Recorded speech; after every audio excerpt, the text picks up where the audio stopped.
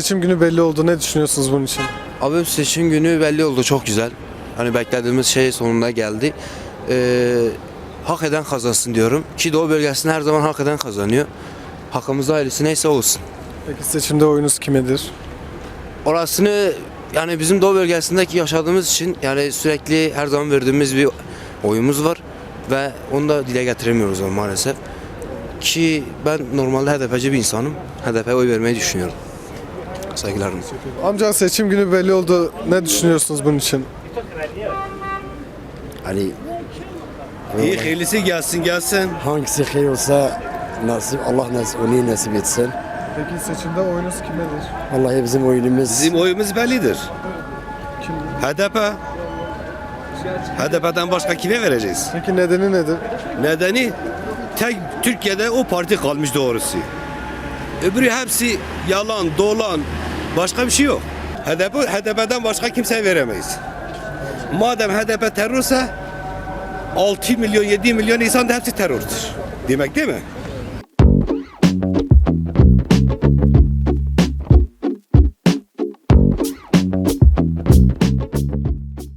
Seçim günü belli oldu. Bunun için ne düşünüyorsunuz? Valla baştaki adam istediği gibi çeviriyor kendisine.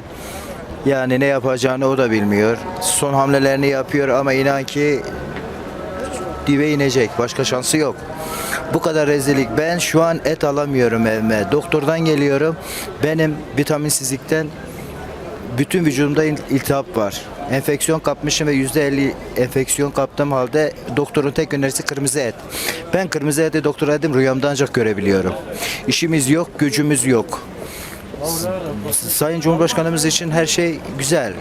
Yani bütün imkanları sağlayabiliyor kendisine. Bir de vatandaşını bir düşünebilse. Bir de bu vatandaşı bir düşünebilse.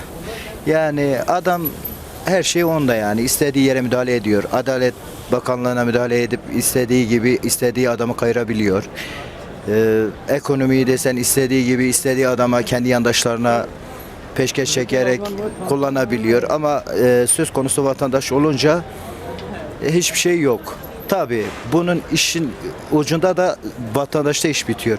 Biz de 14 Mayıs'ta gerekirse gereken cevabı vereceğiz kendisine. Peki 14 Mayıs seçiminde oyunuzu kime vereceksiniz? Benim için fark etmiyor. Ben bir vatandaş olarak şu an bu ekonomiyi gördüğüm müddetçe ben kesinlikle şu an iktidar partisine oy vermeyi düşünmüyorum. Aklımın ucundan bile geçirmiyorum.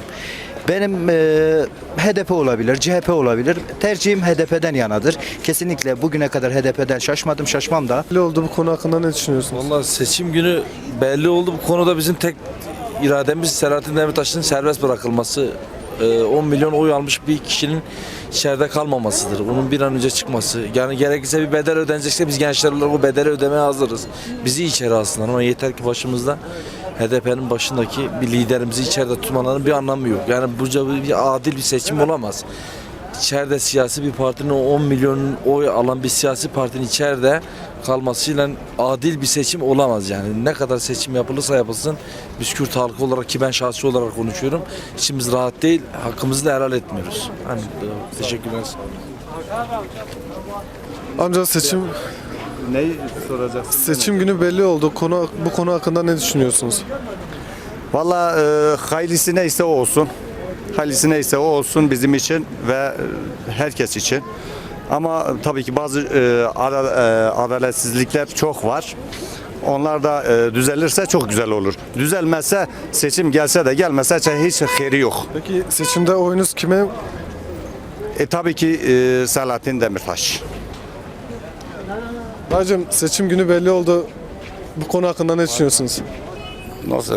Valla nasıl diyeyim? HDP başka da yok. Başka bir şey yok.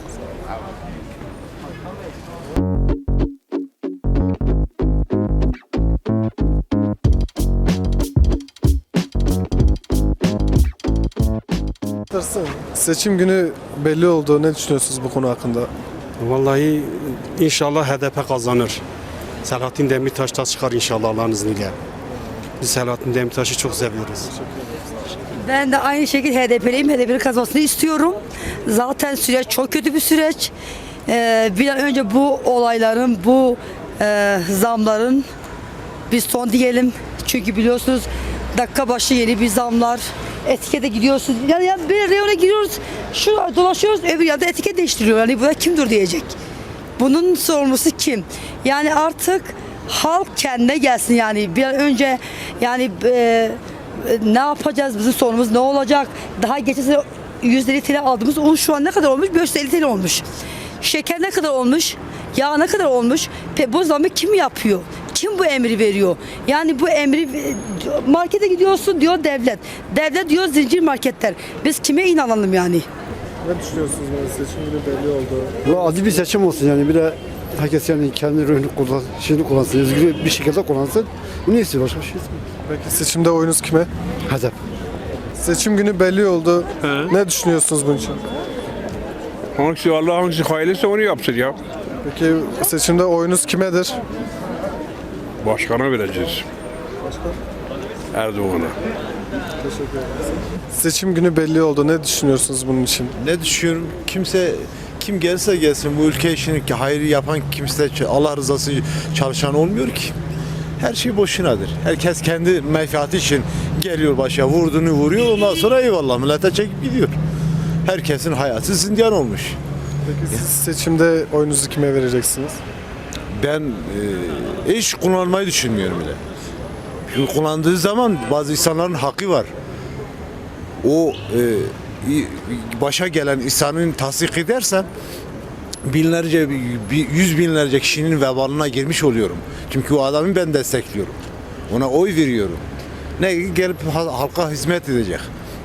Halka hizmet etmeden sonra hırkızlık yaptıktan sonra o vebalın günahı ben niye çekeyim? Hiç kullanmayı düşünmüyorum. Oldu iyi günler kolay gelsin.